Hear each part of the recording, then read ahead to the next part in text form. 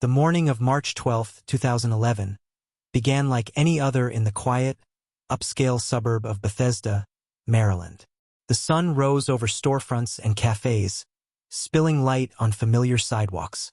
Nothing about that day seemed unusual, until Rachel, the store manager at Lululemon Athletica, approached the shop just before 8 a.m. Something was off. The front door was slightly open. That alone raised her alarm. Lululemon stores were always kept secure. As Rachel stepped inside, confusion turned quickly to horror. The store was in absolute chaos. Clothes were scattered across the floor. Mannequins lay toppled like broken bodies. But what stopped her cold, what would haunt her forever, was the blood. It was everywhere. It smeared the walls, dripped across the cash register, soaked into the carpet, and even streaked up onto the ceiling. This wasn't just a break-in. Something unthinkable had happened here. Rachel stood frozen. And then she heard it. A low moan. Someone was still inside. Terrified, she bolted from the store and ran outside. A man named Ryan, who had been waiting in line outside the nearby Apple store, saw the panic on her face. Without hesitation, he offered to go in with her. Together, they stepped back into the scene of carnage. They followed the sound of the groaning, weaving through blood trails and overturned merchandise toward the back of the store. As they reached the hallway leading to the employee-only area, offices, fitting rooms, and the emergency exit, Ryan turned a corner and stopped cold. A woman lay face down in a pool of blood, her long blonde hair soaked red. She wasn't moving. Then another moan echoed faintly from the bathroom. Inside, they found a second woman, bound hand and foot with zip ties. She was bloodied, bruised, and trembling, but alive. The police were called immediately. Within minutes, emergency personnel arrived and began locking down the scene. What they walked into was one of the most gruesome crime scenes they had ever witnessed. The woman who had survived was identified as 28-year-old Brittany Norwood, a newly transferred sales associate who had only been at the Bethesda location for 6 weeks. The woman found dead was 30-year-old Jayna Murray, a senior employee at the store. The brutality inflicted on Jayna was beyond comprehension. Blood spatter analysis revealed she had endured a prolonged and savage attack.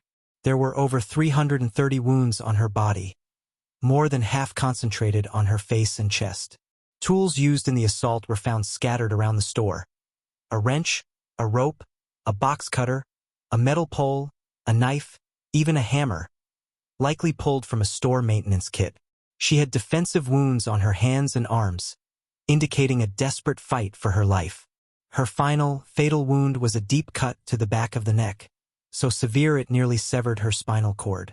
Evidence suggested she had tried to flee. The emergency exit was stained with blood, and a key found still lodged in the door's lock belonged to Jayna. She'd almost made it, but she didn't. The attack had lasted an estimated 20 minutes. An agonizing stretch of time for someone trapped, bleeding, and very much aware of their slow death. The sheer violence of the scene was enough to shake even seasoned detectives. As Jayna's lifeless body was taken away for autopsy, Brittany was rushed to the hospital for treatment.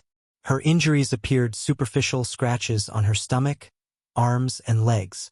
Her story, however, would only deepen the mystery. According to Brittany, they had both been victims of a brutal assault by 2 masked men.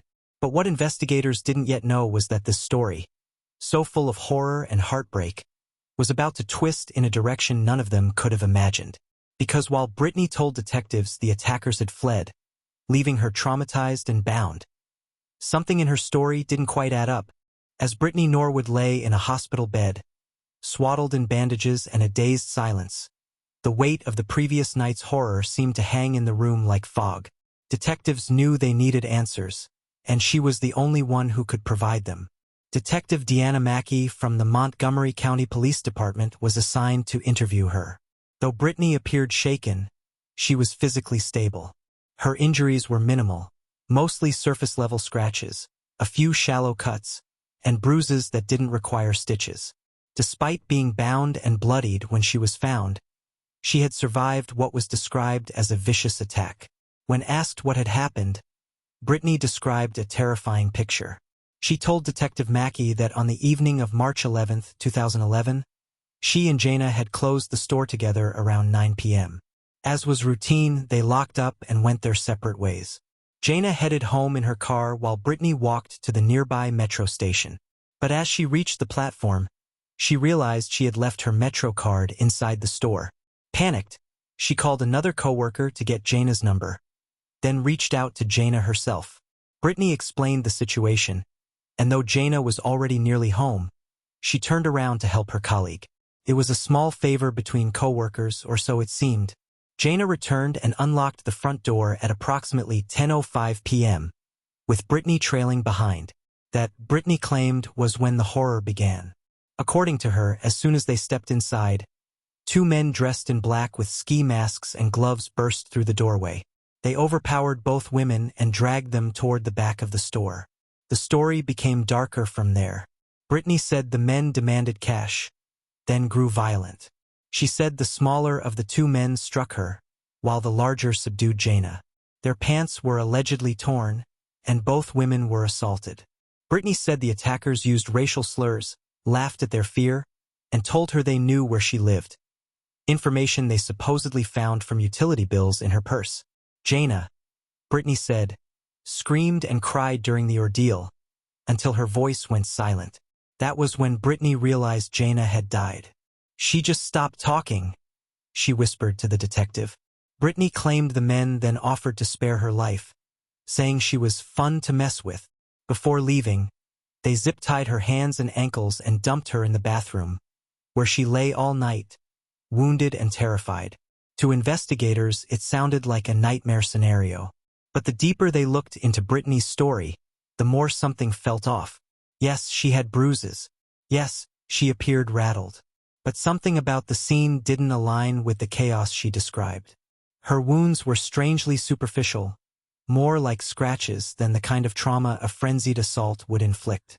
And why, amid all the alleged violence, had the attackers left her alive? Still, in the hours that followed, detectives gave her the benefit of the doubt. They had no evidence, yet, to contradict her story. But that didn't mean the doubts weren't growing. And then Brittany told them something new, something that would shift the entire direction of the investigation. She claimed the attackers had made her move Jayna's car, and that's when her carefully constructed tale began to crumble. By March 18, 2011, a full week after the grisly discovery at Lululemon, Brittany Norwood was back at the police station for another round of questioning. This time, she wasn't just a victim. They were beginning to suspect she might also be something more. In this interview, Brittany added a startling detail to her narrative. She said that the attackers had instructed her to move Jayna's car, which was parked right outside the store. According to her, they told her they were watching, and if she didn't return immediately, they would kill her. Fearful for her life, she obeyed. She described walking alone to the vehicle and relocating it to a nearby lot, passing a police officer along the way. But she didn't say a word to him. Too terrified, she claimed, that the attackers were watching and might retaliate. It was a curious twist. Why hadn't she mentioned this earlier? Why had this critical detail been left out of her first statement? Detectives took note. Something wasn't right. Meanwhile, forensic results from the crime scene were coming in, and what they revealed would throw Brittany's story into question. First, there was no evidence of sexual assault. Despite her claims, medical examiners found no physical signs on either woman to support that part of the story. Even more damning, no male DNA was found at the scene. Not on Brittany, not on Jayna, not on any of the weapons, clothing, or bloodstains. Only Brittany and Jayna's DNA was present throughout the entire store. This was impossible to ignore. Detectives now began analyzing the bloodied shoe prints scattered across the crime scene. Brittany had claimed two men had entered the store, so they expected multiple sets of prints leading in and out. But what they found was far more telling. All the bloody footprints were contained inside the store. No trails led in from the outside or out through the door. There was no trace of an outside intruder. To make things even stranger, one set of smaller footprints matched Brittany's own shoe size. The second set, which belonged to a U.S. men's size 14, was eventually traced, not to an attacker, but to a pair of shoes found inside the store's employee locker room. The implication was chilling. If Brittany was telling the truth, the attackers must have taken the time to change into store-owned shoes just to commit the murder. That made no sense. Why would intruders go through that trouble? Bit by bit, the entire scene was telling a different story. Still, there was one more piece of evidence that changed everything. Something hiding next door behind a thin wall. Because while Brittany insisted there had been two masked men, just feet away, someone had heard the truth unravel in real time. And they never called for help. Just on the other side of the wall, the Apple Store was still buzzing with business on the night of March 11, 2011. Technicians were closing up, chatting casually as they wrapped up the day. But then, around 10:30 p.m., strange sounds began drifting through the thin shared wall between the two stores. At first, it was raised voices, two women arguing. The voices weren't muffled. They were sharp, intense, emotional. Several Apple employees paused and listened. One of the women could be heard pleading, her voice climbing with fear. "Oh my God, talk to me. What's going on? Please, don't do this," she cried. The voices grew louder, more desperate. Then came thuds, hard, repeated slams. One technician described hearing what sounded like furniture being dragged, something heavy shuffling across the floor. Then came a terrible silence, followed by one last, broken cry, "God help me. Please, help me."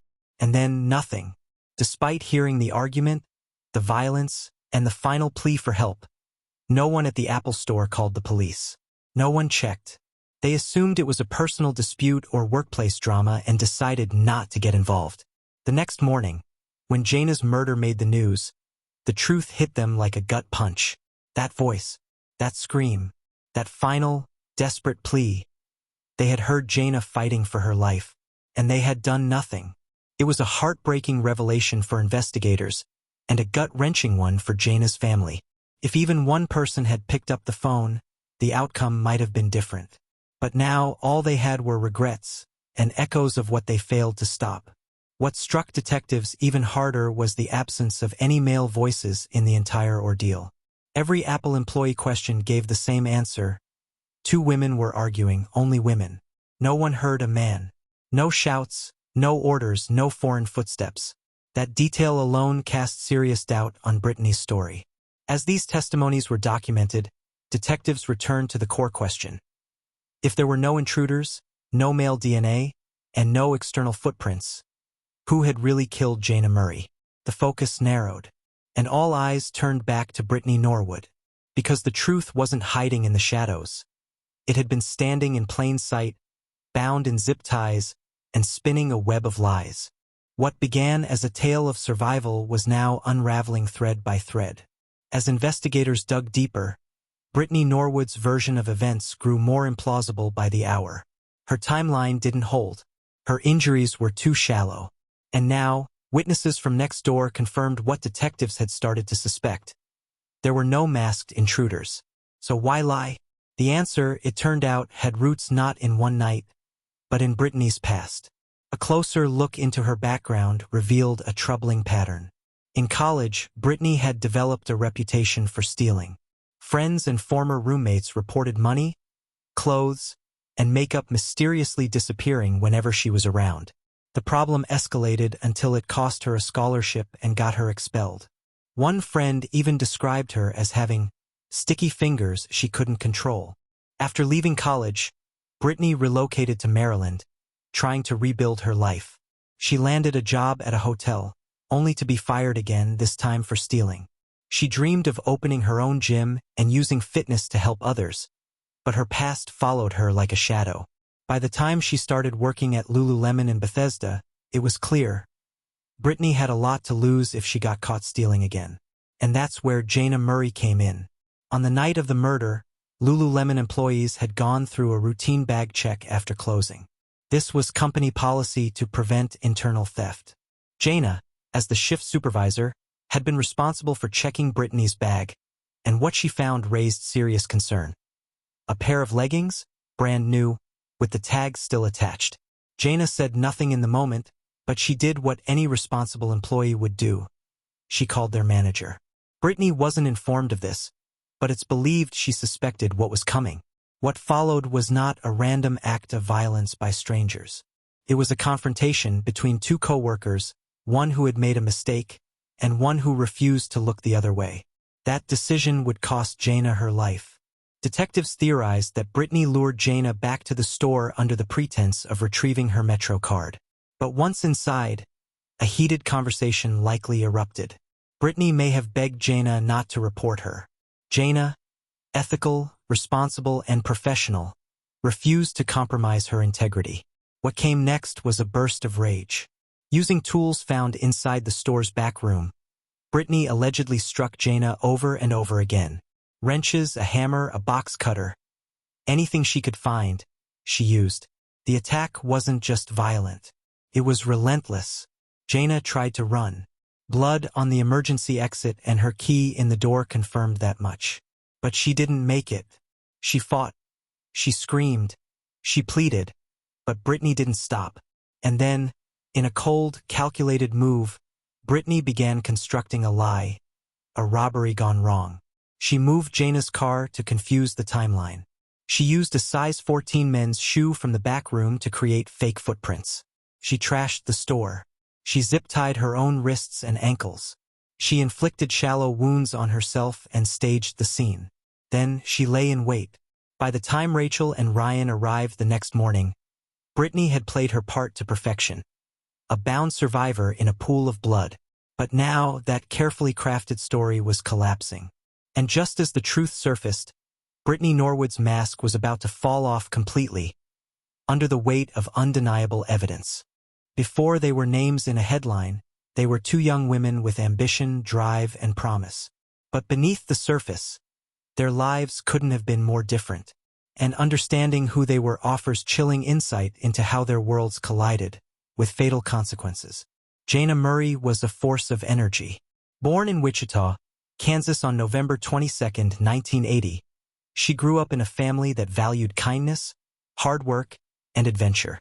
From a young age, Jayna was known for her radiant smile and boundless enthusiasm. She loved to dance, volunteered in her community, and was passionate about animals and travel. By her 30th birthday, Jayna had traveled to 6 continents. Antarctica was the only one left. She celebrated that milestone by bungee jumping, recording the whole thing with laughter and pride. She wasn't just adventurous, she was fearless. Jayna's academic journey was just as impressive. She studied abroad in Madrid through St. Louis University, then earned her Bachelor of Science from George Washington University in D.C. Never one to settle, she pursued not 1 but 2 master's degrees at Johns Hopkins University, in communications and business. She was deeply focused, career-driven, and motivated. And she wasn't just chasing success for herself. She wanted to uplift others, to be part of something meaningful. Lululemon wasn't just a job to her. She had written her graduate thesis on the company, and her passion for wellness, fitness, and business made her a natural fit as a sales team leader at the Bethesda store. She was loved by her coworkers, respected by management, and deeply adored by her long-term boyfriend, Fraser Boswell, who had been planning to propose to her in the weeks ahead. Jayna's life was vibrant, full, hopeful. But that hope would be extinguished by someone whose path was marked not by gratitude, but by entitlement.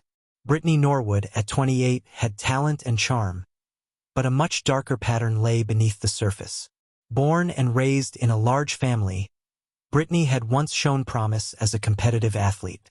But her story was littered with missed chances and broken trust. She had been expelled from college after repeated thefts, had lost jobs under similar circumstances, and developed a reputation for dishonesty. Friends who once believed in her later admitted they had been burned, stolen from, lied to, manipulated. Over and over again, Brittany made decisions that left others in her wake.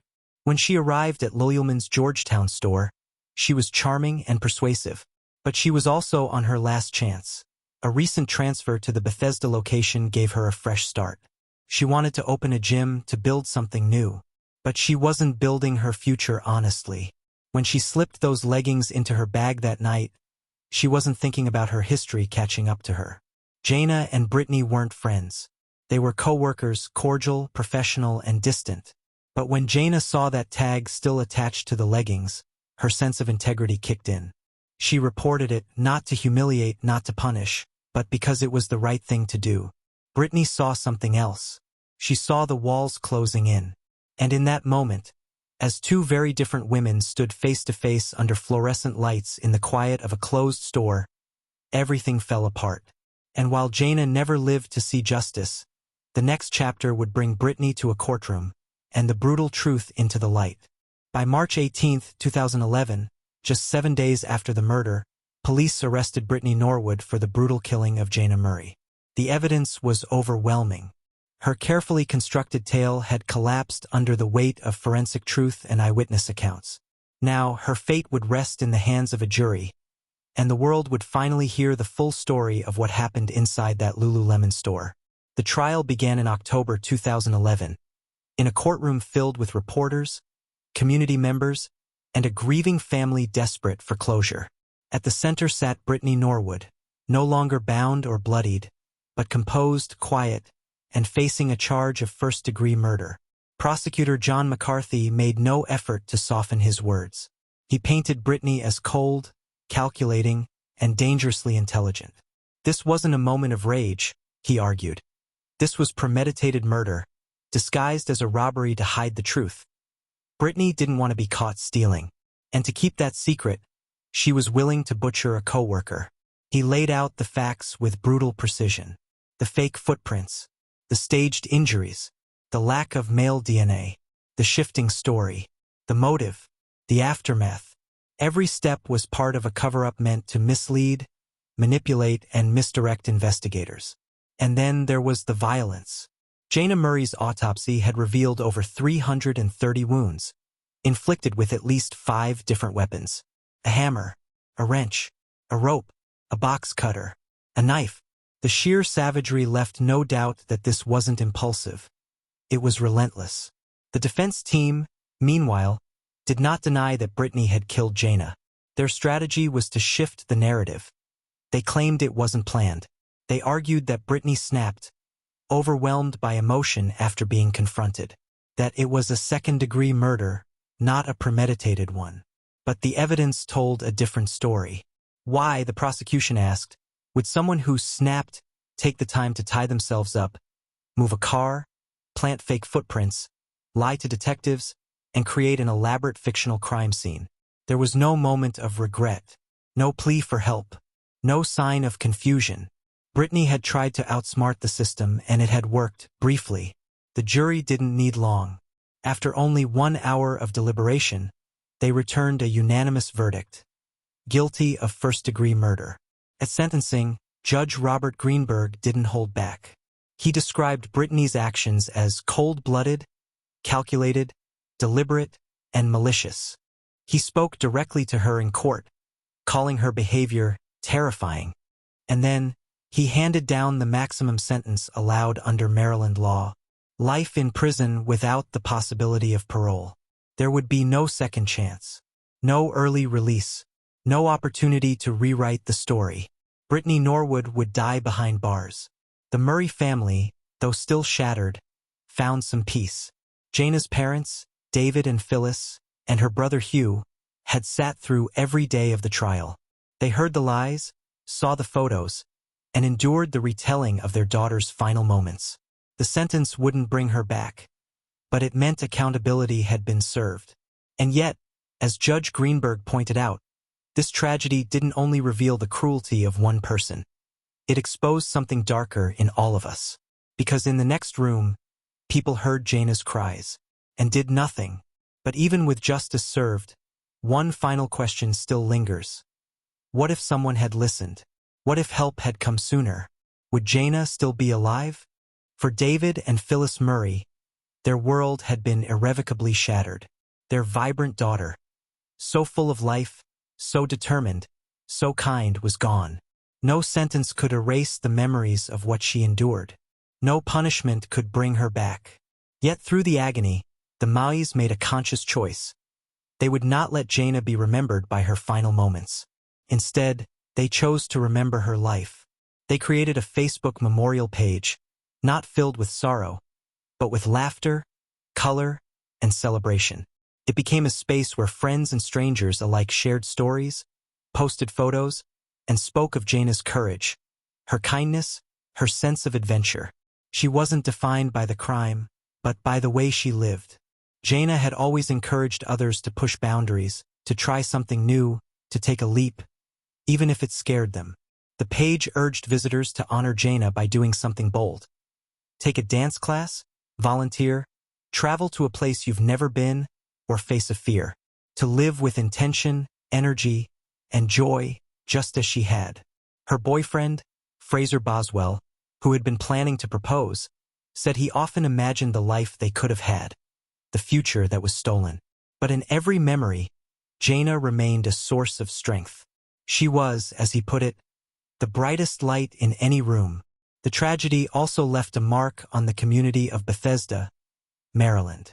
Conversations about bystander intervention began to change.